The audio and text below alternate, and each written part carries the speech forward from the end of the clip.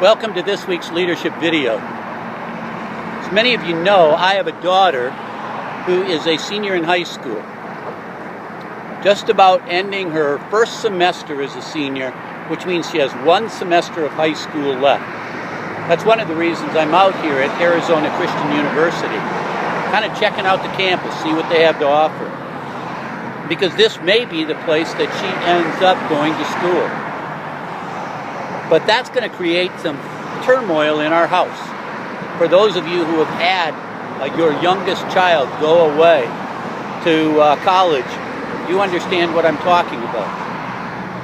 Change is always difficult. Change always creates turmoil. That's why people frequently stay in situations that are unhealthy. Christians often don't understand that making a decision to be a follower of Christ, to respond to Christ's call for us to follow Him, means change. Jesus Christ doesn't call us to be the same when He calls us. He calls us to a change. Now the change takes place in leaders. And if you're one of the leaders, you're leading a Bible study, you're leading a women's group, you're in Kate's Cup and you're one of the leaders, one of the ministry people in there. Maybe you're teaching a Sunday school class, adult or children. Maybe you're a youth worker or an elder in the church. No matter what it is, you are functioning in a place where you are demonstrating to people that Jesus Christ has changed your life. That you are different because you are a follower of Christ. But the other part of the truth is that you are calling others to imitate you. That's what Paul says in his letter to the Philippians. You are calling others to make a change. In one of Paul's letters, the letter to the Ephesians, we discovered that this is a letter that's called a circular letter. That means it was circulated among the churches.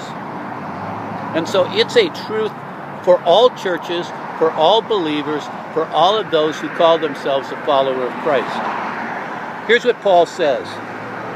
He says, "Therefore each of you must put off the falsehood and speak truthfully to his neighbor, for we are all members of one body. In your anger do not sin. Do not let the sun go down while you are still angry, and do not give the devil a foothold. He who has been stealing must steal no longer, but must work, doing something useful with his own hands, that he may have something to share with those in need." And do you see that? In each of the cases, there were people who had a lifestyle of a certain thing, things they did before. And Paul said, whoa, whoa, whoa, whoa, whoa. You're calling yourself a follower of Christ. Therefore, don't do that anymore, but do this. And for some of you, you are aware of changes that Christ is calling you to make. There's things that He's asking you to do that are different. Maybe you're experiencing some peer pressure to continue doing the same things. You've got friends at work or people in your family or neighbors that you really enjoy being with. And they're encouraging you to continue behaviors that you know in your heart God's calling you to change. Well, leaders have to be people of change. We have to be. God calls us to change. God calls us to step in line and be a follower of Christ. Here's my challenge to you today. My challenge is to begin looking into your life, to begin spending time in prayer, and ask God, what are those areas in my life that need to be changed? What are those behaviors, what are those attitudes that I'm doing that need change? And then ask the group that I'm leading, the small group, the circle, the table at Kate's Cup, the elder group, the mentors that I'm mentoring. Look at those people and say, what changes do you think God may be calling them to make? You know, Paul didn't have any hesitation looking at those who are followers of Christ and say, hey, this has got to stop. This is not what it means to be a follower of Christ.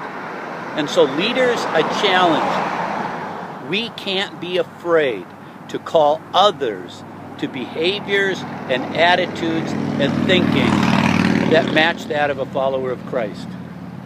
Hey, thanks for watching today. I'll talk to you next week.